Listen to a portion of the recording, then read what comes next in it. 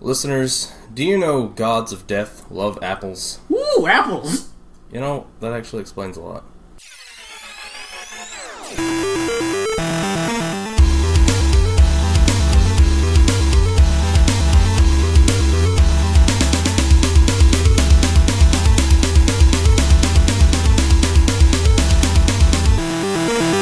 Hey, that's a new episode of Final Form. Yeah, we're back. Did you miss us? This is our first episode back from Atlanticon. That was fun. It was a good weekend. Yes, we had a good time. It was. Shout outs to all the ones who just came to see us, and to our new fans, hi. Shout outs to anyone who dropped by for a chat at our table, especially those of you who stopped by to chat about anime. Yeah.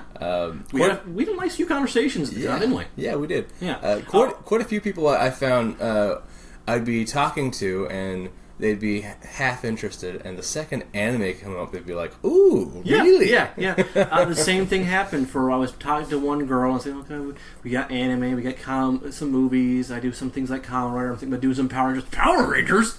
I'm like, did your voice just drop, young lady? I mean, okay, sure. So, yeah. And to the one guy whose name I didn't get, who enthusiastically recommended Soul Eater to me for about 45 minutes straight, we'll get to that one. Yeah, as much as I'm not too crazy about it, with that much recommendation, I think we have to. It was at the point where, like, everyone was packing up their tables, and I'm like, dude, I gotta go. I gotta go, man. Yeah. Once again, this is Mitchell, that's Ryan. Yeah, well, you know, Mitchell, Ryan, Final Form, yada yada. So we're going to talk about Death Note today. Yeah. One of the other big animes. Yeah, this is a big one. A lot of people have this and Fullmetal Alchemist in dead heat combat for first place. Yeah, and I actually watched both of those simultaneously. Yeah. This is weird, but like when what I do when I watch anime is I usually pick two series at a time and go back and forth, which is great because I'll pick two that like have totally different tones, and it kind of balances things out a little bit. And I watched Fullmetal Alchemist and Death Note together last spring. I think that's what something like that. Yeah. So I've been looking forward to this one. Oh yeah, and while it didn't make my top 15, anyone who tells me this is their favorite anime, I'm not gonna argue. No, this is one of the best, I think. Yeah. We'll get to my problems with it, which is why I didn't make my top 15. Yeah. But when I watch it, I enjoy it. Oh yeah, like I feel like it's one of those where like I wouldn't say it's my favorite or even at this point my top 5. Yeah. But it's a great fucking anime, and it's kind of hard to deny how great it is. And one of the best things about it is it makes everyone think who watches it. Yeah. I mean, you cannot walk away with this show like, oh, that was just popcorn filler. Yeah. No, you have to go with some philosophical debates. Otherwise, I think you're dead inside. Yeah, but even if you, like, for someone who's not into that kind of thing and wants to watch it at more of a base level, there's a great sort of mystery setup to it. It's a great crime show. Yeah. Great cat and mouse sort of story, you know? It's more of a cat and mouse than a mystery show, actually. Yeah, for sure. They do throw in some mysteries, but then they quickly over-explain them at times. Yeah. Which is an anime trope. Of course. I make fun of it, but it's just their style of writing it in the East. Yeah.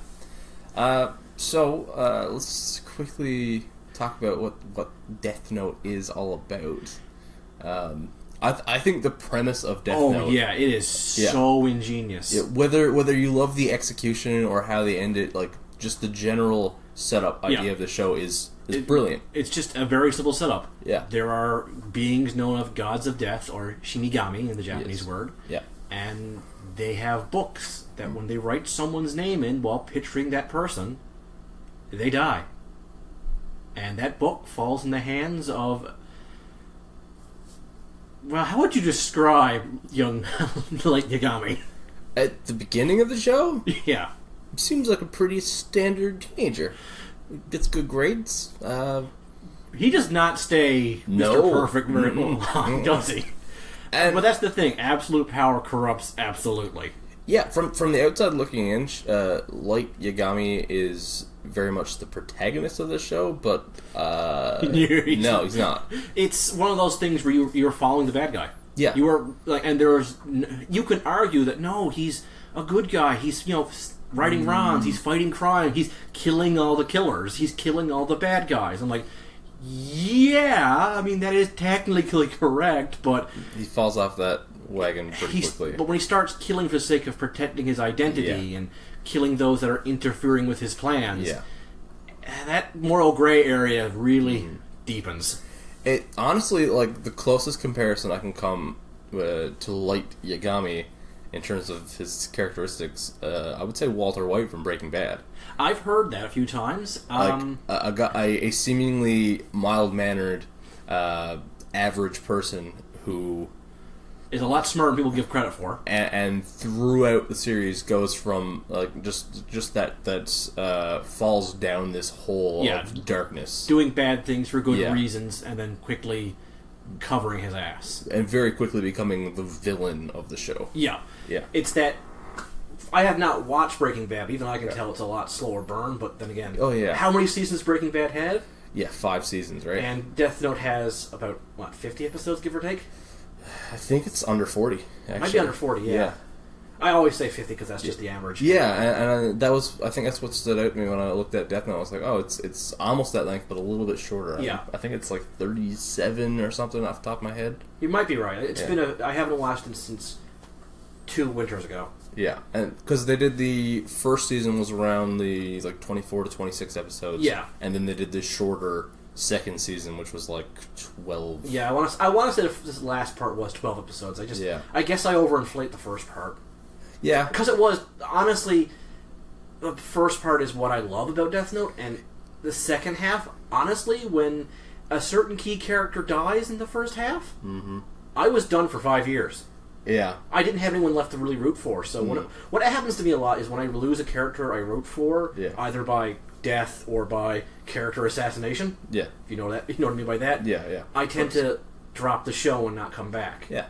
I mean, and here's the thing: I can be following shows for hundreds of plus episodes, and that will happen to me, and all of a sudden, oh well, I guess I'm not finished Naruto now. There's no one left for me to root for.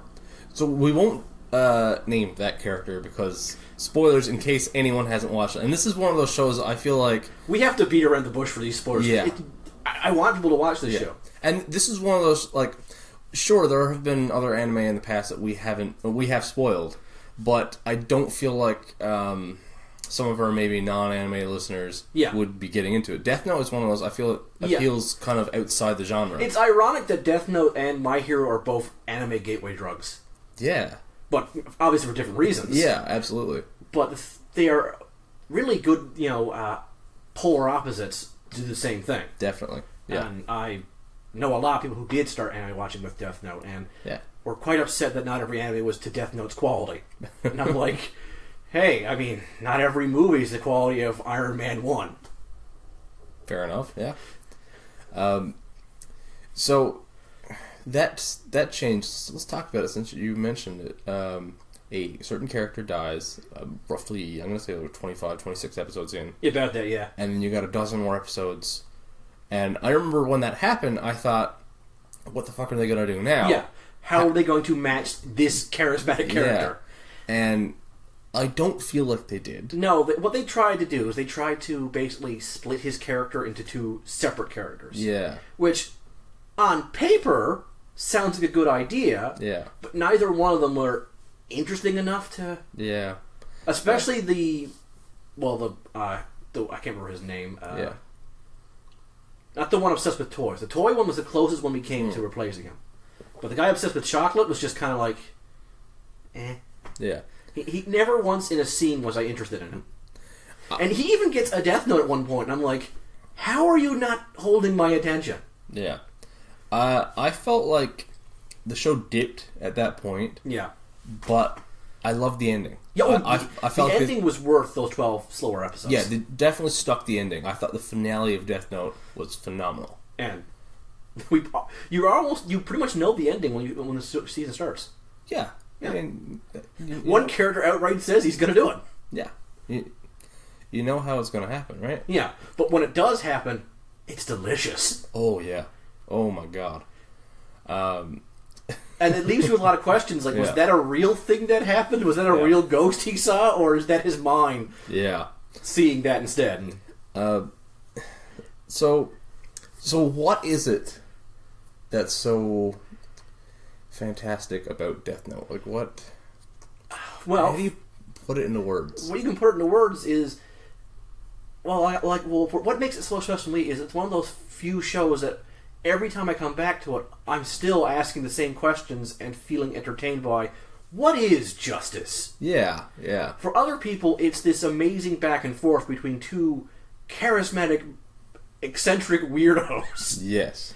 One less weird than the other. The other one, they broke the mold with L, didn't they?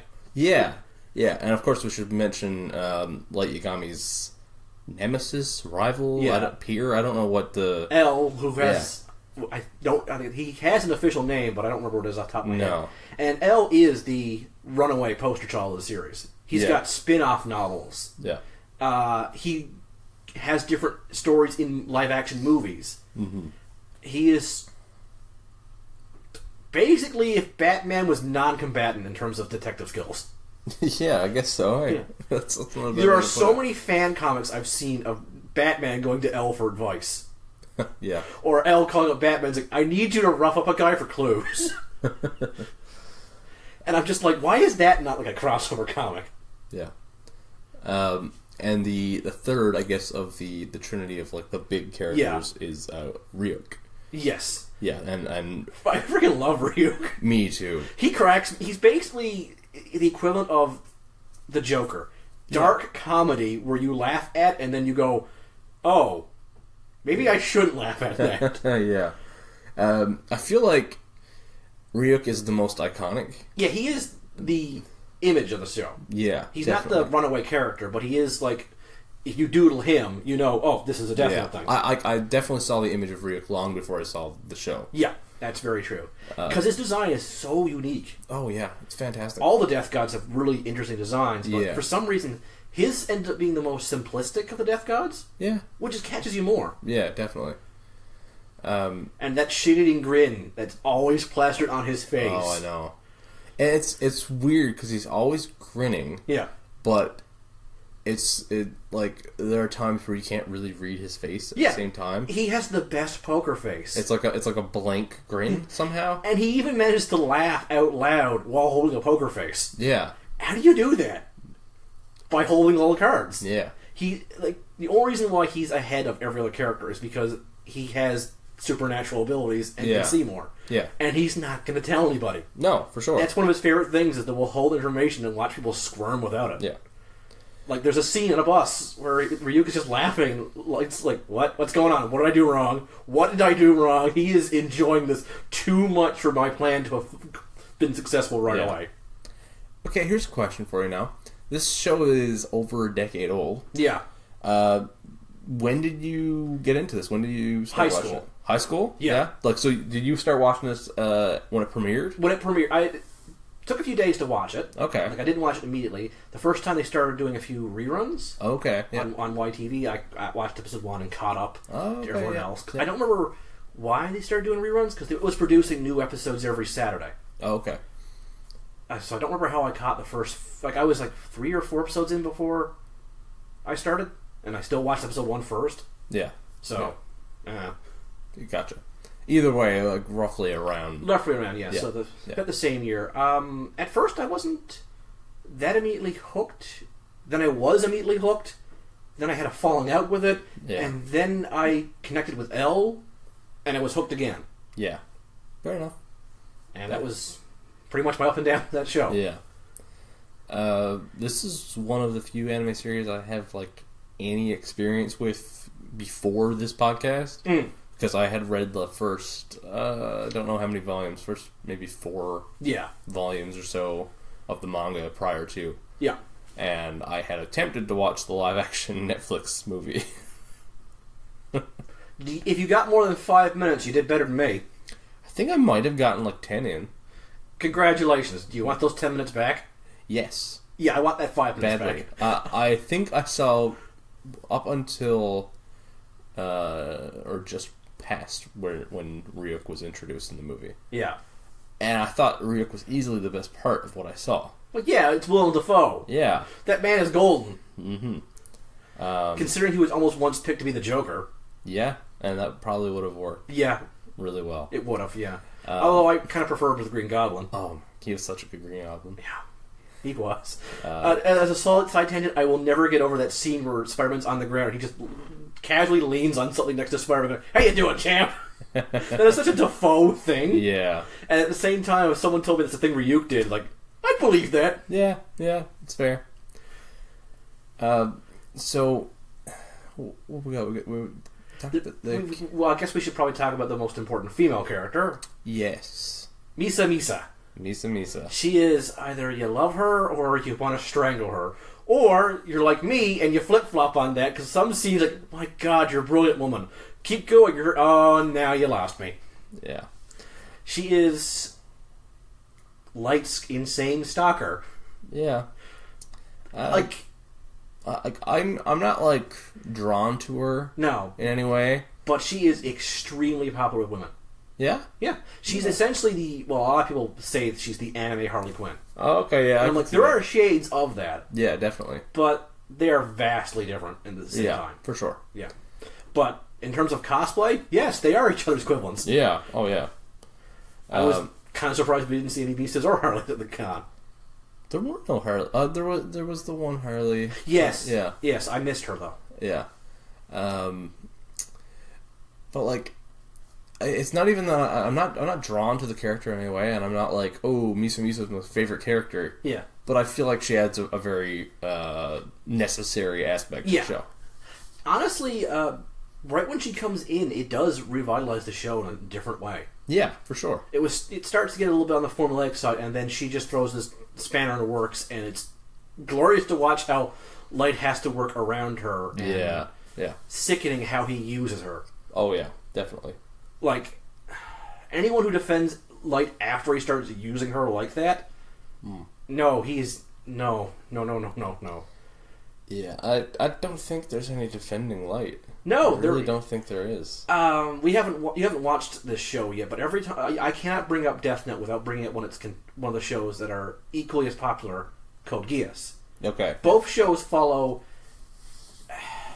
anti-hero antagonists or villain antagonists at their worst. Okay. The difference is the main character of Code Geass, I can defend. Okay. A lot of his mistakes and a lot of his evil doings are more emotional, more guttural based. Like, he did this by response. Yeah. He's still smarter than Light, but he's more emotional than Light. Yeah. Light is calculative, manipulative, and cares for no one. He's emotionless. Yeah. Really. He's a sociopath. Everything he does is completely just calculated and based on... It's amazing to watch, but it quickly, he is a serial killer. He fits almost all the definitions. Yeah. Minus the torturing small animals. Yeah. Not to get into spoiler territory at all, but when you do finally see Light show emotion, it is weird. It's amazing. It's amazing. It's not how you expect him to show emotions. No, it's very when you first see it does catch you completely off guard. To see him come undone. Yeah. He was that high strung when he snaps. Yeah. Woo! Yeah. And that makes that scene glorious. Oh, it does. Like that entire last 10 minutes of that episode? Yeah. Oh, I love it. Yeah, me too. I just this show has so many ups and so many high moments. Oh yeah. It's almost like too much of highs. Like it feels like it needs more breathing moments at times, but because it's so short, it can get away with way more high moments. Yeah. And I mean, almost every main character or side character has a really epic moment. Yeah. Yeah, I think even you're the right. joke characters have their moments, and you're like, that's why you're a cop. You actually have like a head on your shoulder. Yeah. Like, accidentally stumble into the bad guy's locations. Pretend he's someone else, and then ad-lib on the spot. Like, that was a genius. I had a lot of trouble remembering their names. Yeah, their names are... The whole group of detectives. Yeah, the Kira Detective Force. The task force. Task Force, yeah. I don't remember any of them. I just remember their titles. Like, yeah. Light's dad. Yeah. The jokester. Yeah. The always serious one. Yeah, exactly, right? The background character who doesn't do much. Yep, yep. But I'll remember characters like Watari, the butler, who is an expert, like, sniper. Yeah. From a helicopter. Just picture, like, he's basically Alfred from Batman, and in this one scene, he's riding in a helicopter and he snipes a guy. Not lethally, but to disarm him. Yeah. And you're like, holy shit! What? He must have been, like, a British SS officer. Yeah, sounds about right. Yeah. Yeah. I mean, okay, I guess we should try and explain what Light's trying to do. Yeah, let's get into that. Light, a.k.a. Kira. Kira the First. There's, like, what, 5 Kiras in this show? Yeah, there's a few, yeah. Yeah. But yeah, once given the Death Note, he uses it, spur of the moment, to kill, well, a right douche nozzle, and realizes what he can do with this. And he immediately goes from, oh, I just killed a guy, to, I can kill everyone who's evil. Yeah. On the spot. Yeah. I don't know, it's like, it's crazy. And the thing is, you can't blame the Death Note. No. Because other characters who get the Death Note were already unhinged, but don't go like him. Yeah. It's like not like a magical item that brings out his worst. Other characters get it and don't do anything with it. Yeah. In fact, they spend long times debating, should we use this? Should we test this?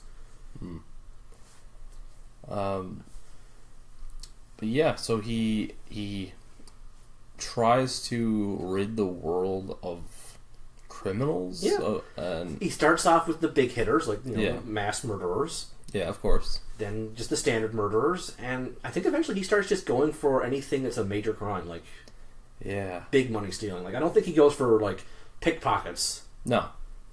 The second Kira, she does, though. Yeah. She's just, you break law, you're dead. Yeah. And the thing is, for a while, it's just, a lot of these criminals in jail are having heart attacks. Yeah, that's the thing, too. And then some of them are doing really weird things, like writing things before they die, and then dying. Yeah, because at first he's not really... He doesn't have his signature death is heart attacks because he's not that interested in a modus operandi. Yeah, he doesn't go, like... that's another thing. The Death Note has all these different rules. Yeah, if you write a mode of death and it's physically possible to happen, they'll do that. Yeah. If you write they do something before they die, they'll do that, unless it's impossible. So, I love one experiment is one guy's in jail in Japan. He says he will die by falling off the Eiffel Tower. Yeah. Physical impossibility because he's locked in a jail in Japan. Yeah. He has a heart attack.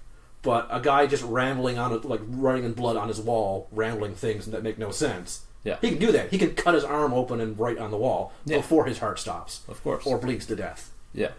So, Light does start experiment with his powers. It's really interesting to see him experiment and try and figure out the limitations of what he can do. And what he does later on when he's figured out how the Death Note works, like the intricate plans of when this person does this, they'll die, and the person will destroy evidence before dying. Yeah, it really is interesting to watch all that play out. Yeah. And that's I feel like that's a big part of why the first season, I guess, or first act of because Death Note, he has less power, but all the power. Yeah. He has to be correct. He has to be creative with it. In the second season, he's in a much more comfortable position. Yeah. He doesn't even have to write. He doesn't even use the Death Note himself. He has people to do it for him now. Yeah. He's basically just become a bureaucrat and is just sitting on high. Yeah, pretty much. Which is why when he gets taken down that season, that feels more satisfying. Yeah, for sure. And one person really pays attention to, this is no way a coincidence. And that's L, the world's greatest detective. Known only as L, a guy who's just a letter on a screen with a digitized voice who goes around the world helping solve impossible crimes. What we don't know is, before this, there's an official novel that was written after the season, but it takes place before, where he stops I think it's a chemical bomber. All right. Or a chemical weapons terrorist in the U.S. That sounds cool. Yeah. Yeah. I think it's called L's Birthday or Last Birthday. I can't remember the name of the title. I have not. Okay. Yeah. I've read the novel once, but I read it in college, so I had other things in my brain at the same time, so I retained nothing of it. Gotcha, yeah. But, yeah, that's what he does. He goes around helping impossible crimes. He's essentially, well, Batman. Yeah, sounds about right. And the only person who ever does his things for him is this old Englishman named Wattery, who just... Well, not Wattery's not even his real name, it's his alias. Yeah. And he goes around being L's hands when L... Because L is... Well, as he's the world's greatest detective, he is on a lot of people's hit lists. Yeah. I mean, he does not make friends. No, not really. And he doesn't care. But the thing about L is he's also kind of mentally messed up. He's only interested in solving crimes. But he's messed up in sort of a different way. Yeah. Doesn't have much personal skills for humans. Yeah. He is willing to get people endangered to solve crimes. Mm. He's very petty when it comes to proving he's right. Yeah. But at every point in his entire life, he's the smartest man in the room, even when you think he's not. Mm-hmm. And what's most fascinating about him is how much of his personality is an act. Yeah. We never know. Like, he and Light become friends. Is that real? Elle says you're the first friend I've ever had. Is that true? Yeah. I don't know if you've seen this show. Have you ever seen Twin Peaks? No. Like, and not for lack of trying, though. Oh, I love Twin Peaks. It's one of my favorites. And I feel like there's maybe comparisons to be made between Agent Dale Cooper and Elle. I've heard that, actually. That, like, weird, quirky, but very much just always about the case. Yeah.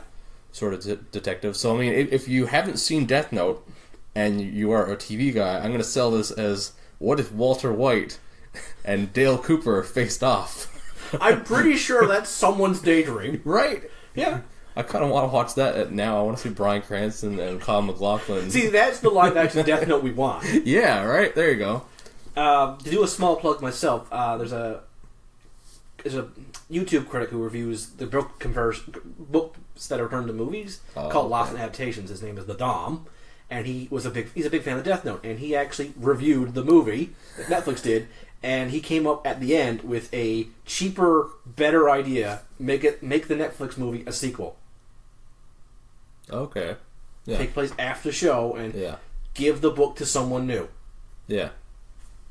And that would have been an interesting idea. How does the book work now in the world post Kira? Yeah. Okay. That's it. Yeah. Yeah. Speaking of sequels, did you know that the Netflix Death Note is getting a sequel? I did not know that, and I'm going to internally scream for 5 minutes now. Okay. Side tangent here. Okay, so they make this Netflix live-action Death Note. Nobody likes it. I have seen 0 positive reviews. Never. I think Rotten Tomatoes has it in lower 10s. Yeah, that sounds about right. Okay. I have not checked the Rotten Tomatoes in a while, but last time I saw it was at highest 10%. Literally nobody enjoyed it. I could not. Everyone I spoke to hasn't finished it. Yeah. Except for people who have to review things. Yeah. And everyone I watched who has reviewed it basically said, I want my money back. Netflix, I want my money back. How does it get greenlit for a sequel? How does that get greenlit for a sequel? I mean, unless enough people actually clicked on it and watched it. And some guy in a suit. Yeah, said, well, look at the numbers, and the numbers don't lie. Clearly the people want more of this. Like, I haven't even heard people making fun of it enjoying it. Like, no. It's just so meh. There's, like, you cannot riff it. What do you... Like, Batman and Robin. That's a bad movie. You can riff the crap out of Batman and Robin. Oh, yeah, for sure. You can find joy in that movie. If you're doing no better than just quoting Schwarzenegger for the whole run, which is doable. It is. But what do you got? Some Timmy Turner jokes because they called him Light Turner? That's it. That's literally all I got.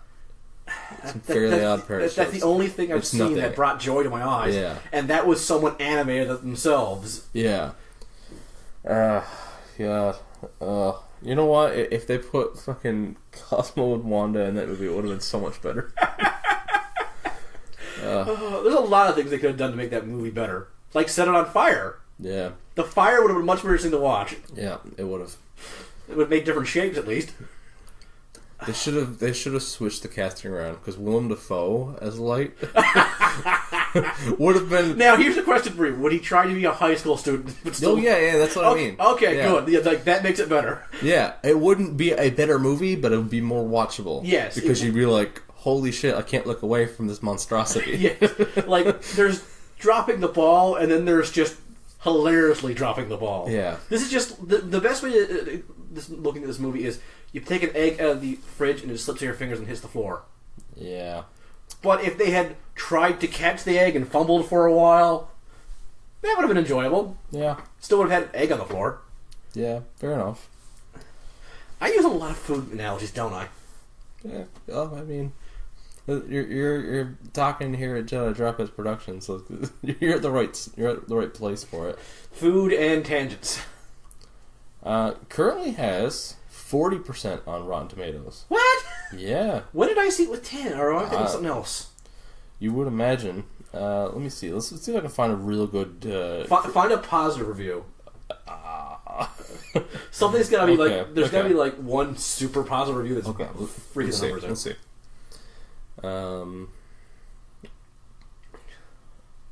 Let's see. What kind of... 4 out of 5. Okay, what do you got to say? Alright, that's the... Cat Hughes from the Hollywood News. We're putting you on the spot here.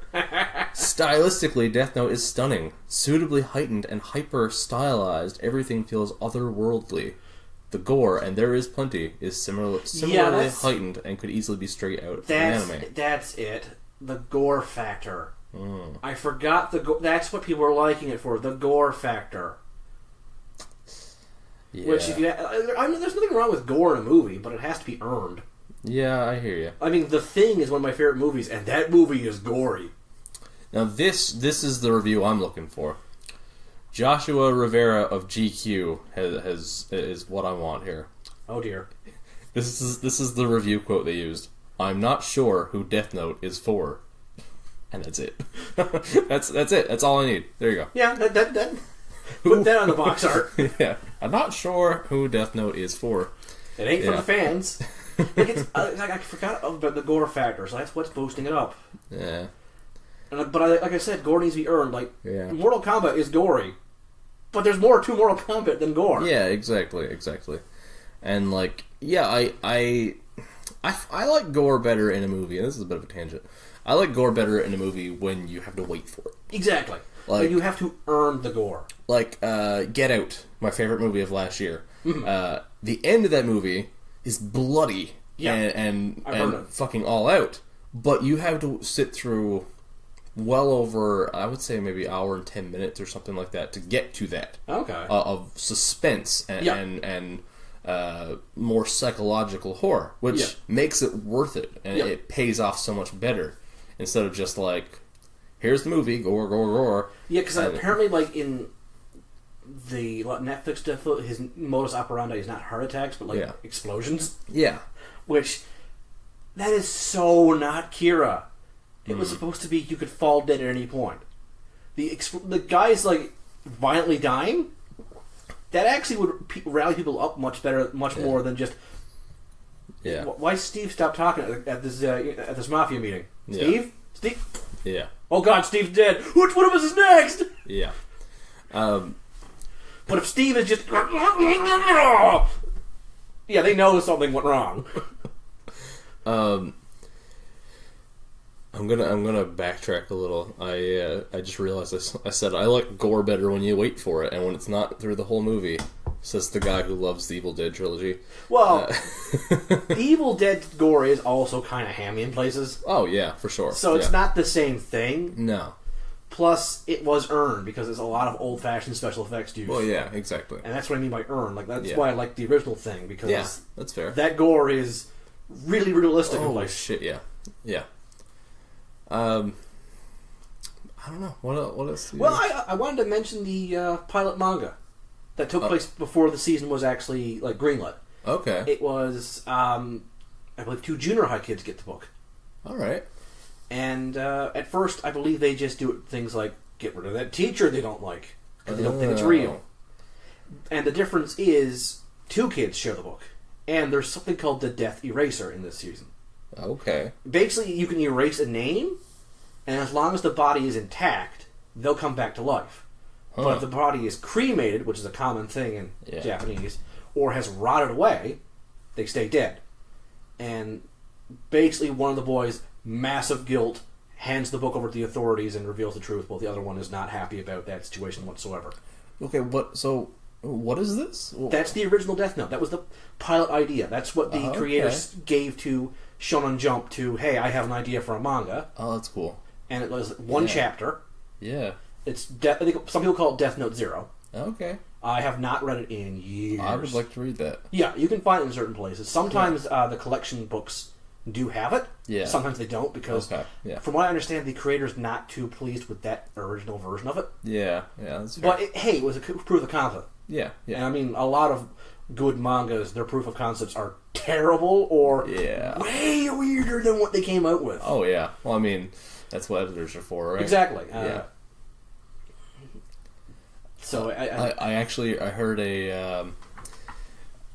one of the co-hosts of again I name dropped this podcast, and it seems like on every podcast I record, but Wizard and the Bruiser. Yeah. I was listening to it the other day, and one of them said something along the lines of, "It's nice enough to have full creator control." Yeah. But a lot of the times, those creators need to be kept in check by someone who's overseeing it, and Yeah, the best example of that actually goes, to my knowledge from anime, is Dragon Ball Z's Akira Toriyama. Okay, yeah. The Buu Saga, the final part of Dragon Ball Z, his editors just threw their hands up and said, go nuts. Yeah. And a lot of people, the Buu Saga is the worst part. Fair enough, yeah. It is my least favorite part, too. Yeah. Because he was just told, we want one more storyline from you. Yeah. Like, well, I'm done. One more storyline from you. You can do whatever the hell you want. We'll have a beeping in the background. Sorry, new coffee perk. But yeah, they basically just threw their hands up and let Akira Toriyama go nuts, and it ended up being really weird. Yeah. There are lots of good points to the Buu Saga, I will say that, but compared to the Cell Saga, which is my favorite, which had heavy editing to it, every single time he introduced a villain, the editor was like, that looks stupid. Yeah. Give me a new villain. They're kids. Give me a new villain. Oh, he's hideous. Transform him. Oh, he's even worse. Get him to his final form already. Yeah. Okay, we're done. Yeah. So there were like several plot lines he had envisioned that his editors just said, no, get to the next stage already. Yeah. So he had to cut out an entire like mini storyline with imperfect Cell. Okay. Because the editor thought he was hideous. Yeah. Just transform him already. Yeah. So it led to a very different story, and I freaking love the Cell stuff. Yeah. So I'm like, how much of that is Akira Toriyama and how much is that the editor? Yeah, I see exactly what you're saying there. Yeah. But there's also more common happens in the comic book industry where editors are not writers.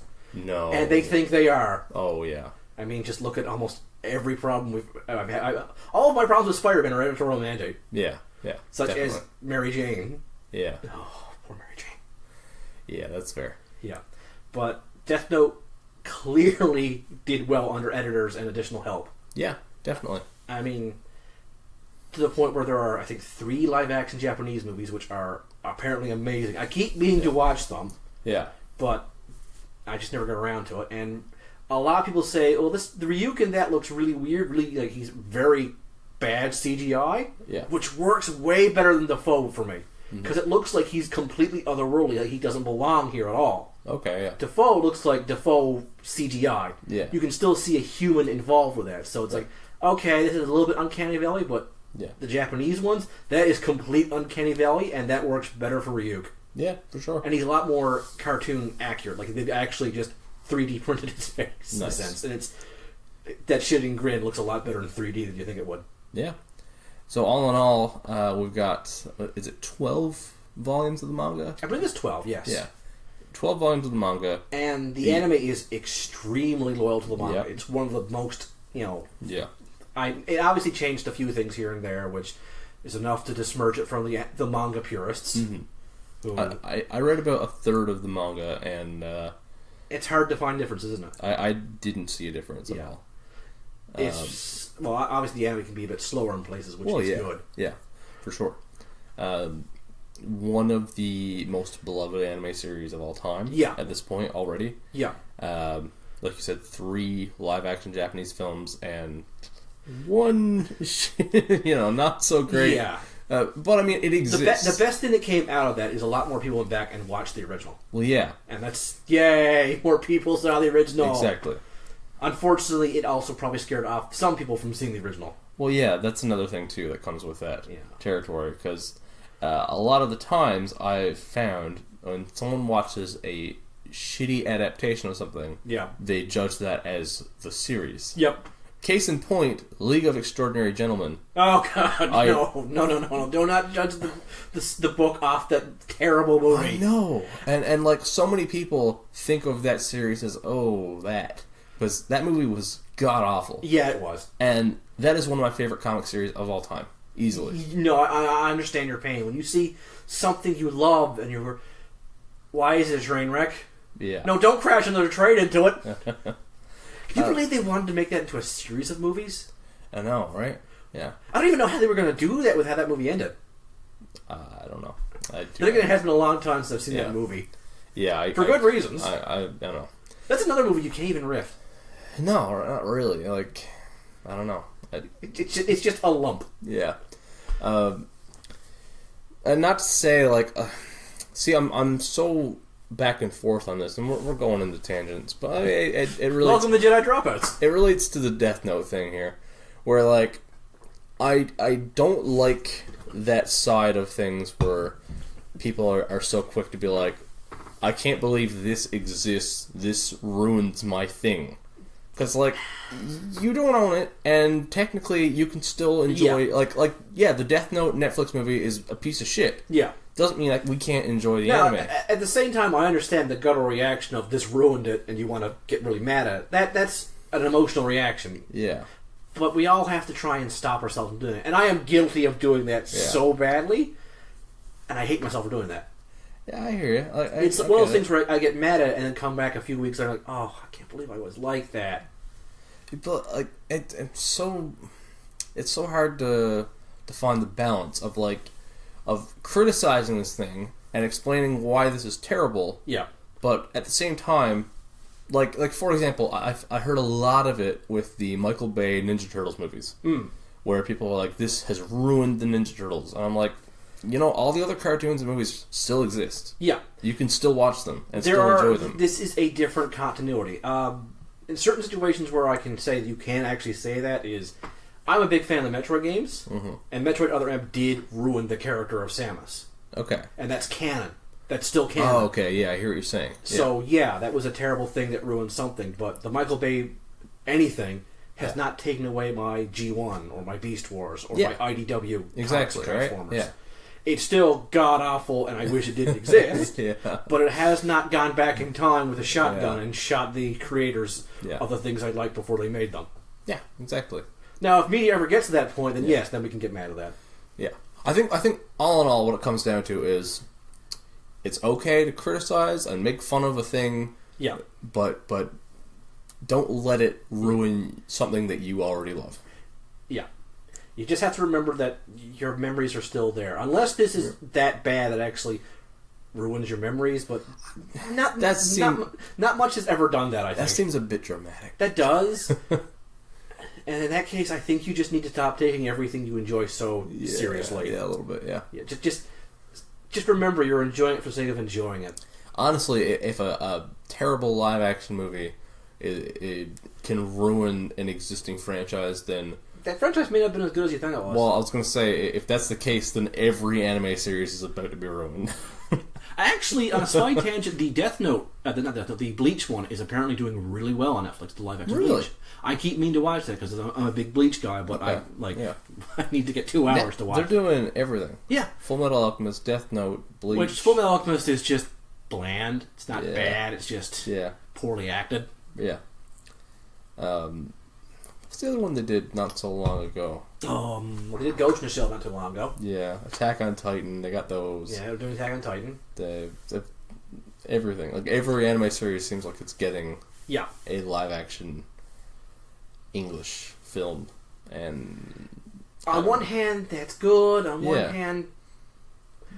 Well, actually, as a fun thing to mention, Funimation is now putting Dragon Ball Z movies, the animated movies, in theaters. Not just the Broly one, but they're doing 2 or 3 now at once. Oh, okay. kind of upset that I can't see they're doing, I think, the Legend of, they're doing Bardock's original movie. Bardock. I love that movie. Okay. I want to watch it in the theater. I want to sit down in the theater with a bag of popcorn and watch that. But I don't know if that one's airing at St. John's or not. Gotcha. I know Broly aired at St. John's. Yeah. I know the My Hero one is. And speaking of My Hero, that one is breaking box office records everywhere. I've heard good things. People are describing it as the best anime movie ever, not done by Miyazaki. Okay. And some people are saying it kicks the crap out of Miyazaki's work. Wow. In terms of emotional growth.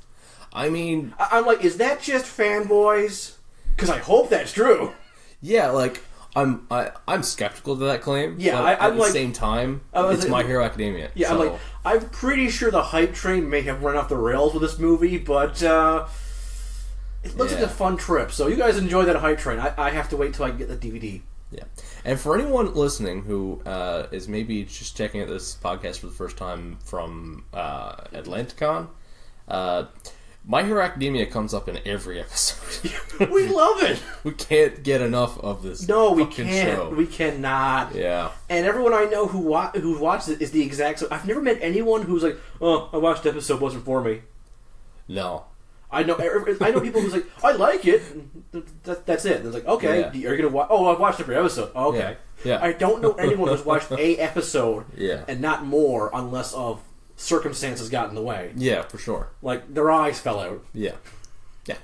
I haven't watched the second half of season 3 yet, and I'm waiting for the season to just finish. Because I know I'm going to binge it. You're stockpiling to binge watch it. Yeah, I'm watching it every weekend with anticipation. Yeah. I love to binge it, and so I like to hop out at a good point. Yeah, I hopped out like right after that All Might One for All. Yeah, that was a good place to drop out. Yeah, yeah, because it was like, okay, there's a slight lull. I'm hopping out before I get hooked again. I need to wait for the season to finish. And they started production on season 4 already.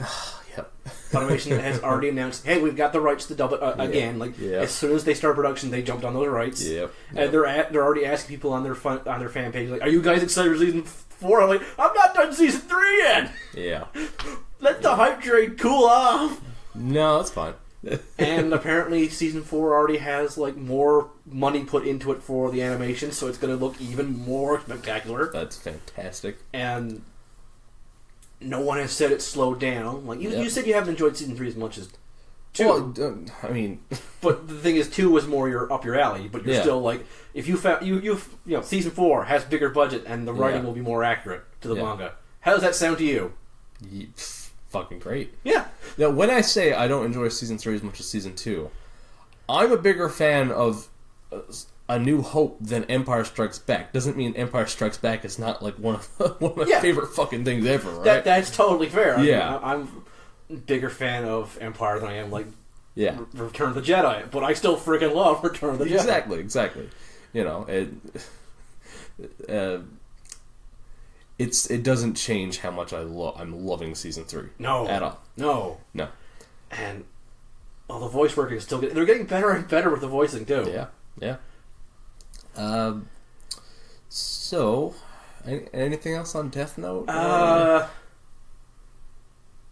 If you found a Death Note, would you consider using it? You can't go to heaven or hell. Well, yeah. Well, I mean, that's not really in my beliefs anyway. But same. I would be highly tempted to. I would need someone to talk me out. You'd have to think it over. Because it depends. Okay, here. If I have watched the news, probably I'd have got a reflex. I would. Well, yeah. The but world is if I'm fucked up. Yeah, if I'm just like right now, it fell right in front of me, I would be much more debating about it. Yeah, exactly. I'm pretty sure the two of us would spend like 4 or 5 hours debating should we use this. Yeah. I don't know. It's a tough question. It is. It really is. Because on one hand, going down that path, it's impossible to go back. I mean, how many stories have we both seen of absolute power corrupting? Exactly. And what is more absolute power than death? Yeah. But at the same time, if you like, what would you do? Would you get rid of it if you weren't to use it? Because if I wasn't going to use it, I would destroy it. Yeah, you'd have to destroy it or keep it in a safe place or something like that. Yeah. You can't let that fall in the wrong hands. That's basically leaving the launch code for a nuke out on the street. Yeah. I mean, luckily that book can burn. You know what's really funny? What? I'm just realizing a correlation in a book that I finished reading like yesterday. Oh, really? Yeah. Gwendy's Button Box. Never heard of it. Stephen King, and I don't know how to pronounce his name. It's Richard Chismar. And it's a very interesting read. Very quick book, but like this girl finds or is given this button box that gives her a lot of power, very much in the same way of Death Note, and it's very interesting to see where that goes and where her choices are made. And I feel like I would maybe make similar choices to how she did in that book. Very much like using it only for good. Yeah, and I would, she the only time she ever uses that, basically, if you had a Death Note and the only time you ever used it to kill a person was when you were absolutely forced and did it out of sheer protection. Yeah. Which, maybe that's a way to... Speaking of which, I kind of would, like, this movie the Death Note should have been treated like a Stephen King novel when it comes to recent adaptations. Definitely. Yeah. Like, I have not watched it, but I've never heard anything bad about it. No. I'm a big fan of Stephen King. I'm not that big of a fan of Stephen King myself, but I want to think Stephen King did help inspire some things in Death Note. Yeah. The style is a bit like his in places. Okay, but I'm not okay. I don't like when people do this. I don't like when people say like, "Oh, you don't like this thing? Why?" Yeah. But I have heard you say in the past you're not a big reader. Yeah, I have phonic dyslexia. Yeah. That makes reading really difficult. Yeah, okay. Because sentences for me will be jumbled up, and I can't sound out words. Okay. I'm a very articulate person. Yeah. But I read like some days like a kindergartner. Okay. Stephen King is not friendly to that. No, for sure. I like his ideas. Yeah. But it's basically that he's put a wall up that's preventing me from getting to his stories, and I'm not much for Western movies lately, like Western stuff. Okay, yeah. And that's another thing about it is, if you're not much of a reader, for whatever reason, and you have a very good one, obviously, there's been a lot of really bad movies made based on his books. I don't judge his work by his movies. No, for sure. They're terrible. Yeah.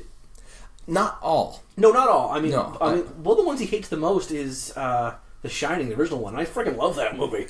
Yeah, see, there are reasons. I know why he doesn't like it. I'm like, that's fair, but it's still a really damn good movie. Yeah, and no doubt, Stanley Kubrick did a good job, but at the same time, Stanley Kubrick made some choices that kind of take away from his original meaning in the book and so on.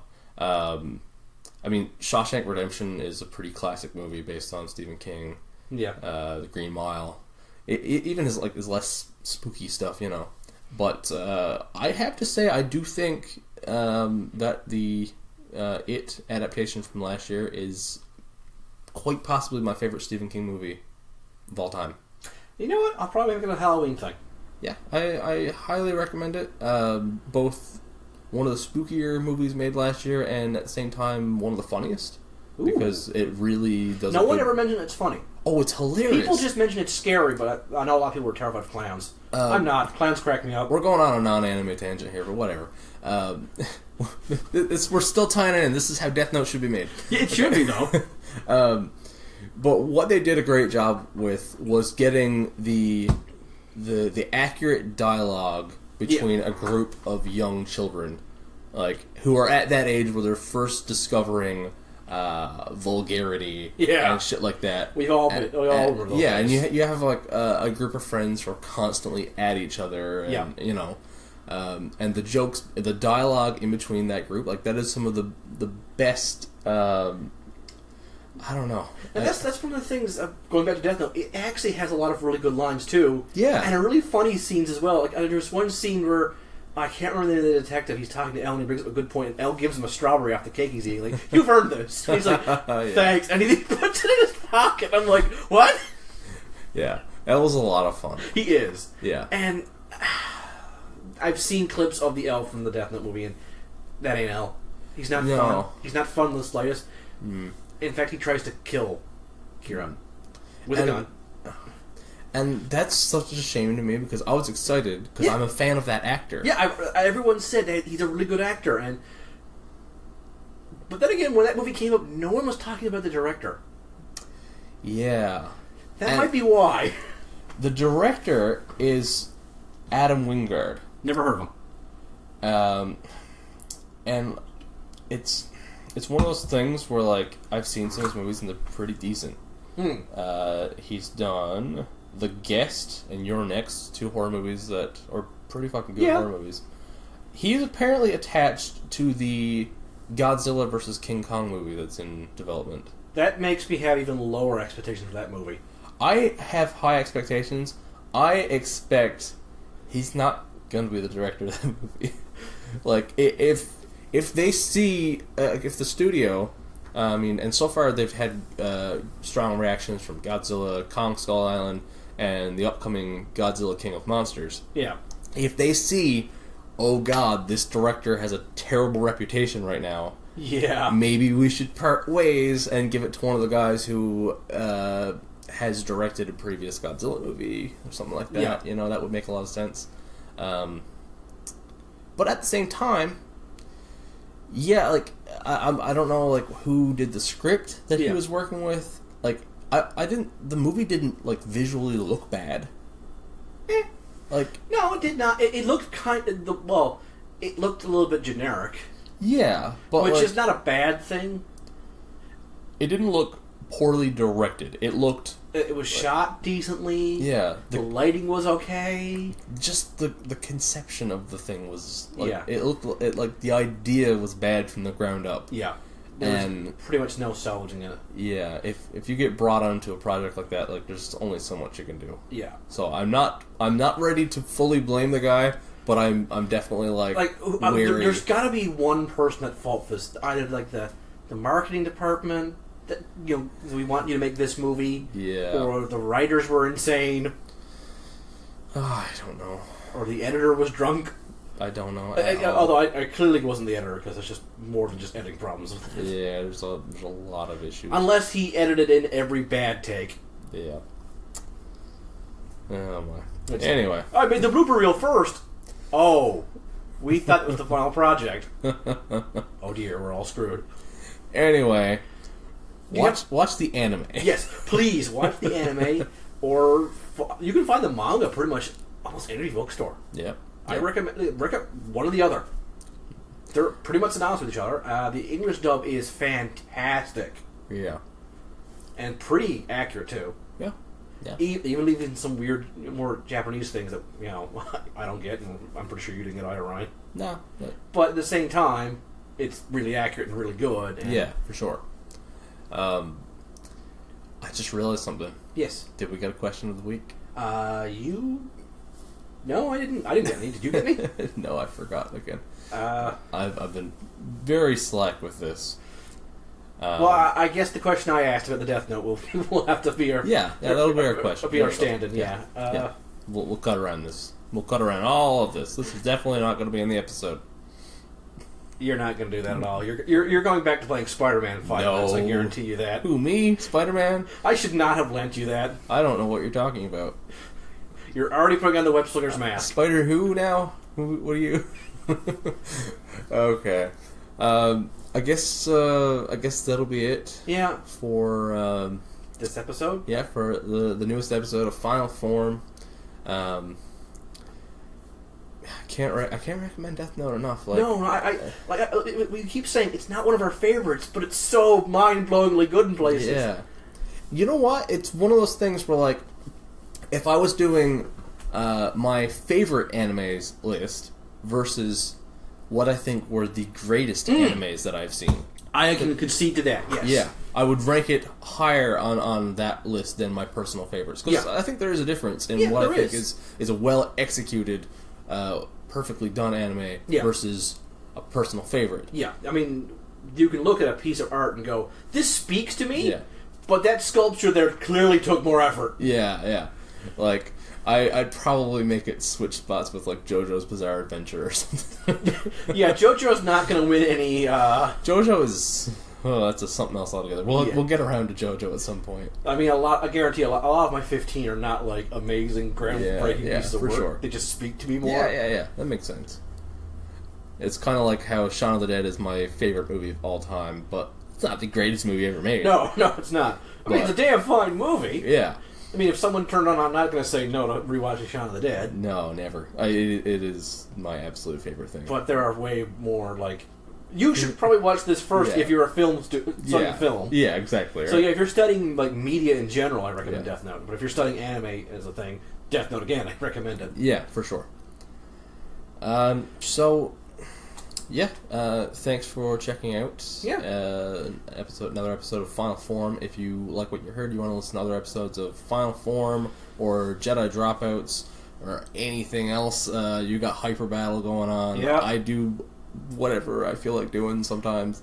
You can check all that out over at www.jedidropouts.podbean.com or wherever you listen to your podcast, be it Stitcher or iTunes or Google Play or pretty much everywhere but Spotify. Yeah. Like I said, our first episode, we'll probably be on record before we're going to be on Spotify. Yeah, pretty much. They're pretty picky about what podcast they put on there. I don't really know how that works. I don't know how it works. And they're also not the greatest when it comes to paying people. Yeah, I don't get me wrong. I love Spotify, and it has completely revolutionized how I listen to music. But when I contacted them to try and get the podcast on there, I basically got an email back saying like, "Yeah, you'll be on here when we want you to be." So, okay, you don't come to us. We'll go to you. Yeah, that's really old style, isn't it? Yeah, for sure. I guess that's it. Oh, I think it was a good place to stop. Yeah. Okay. Thanks again, everybody. Yeah. Take care. Later.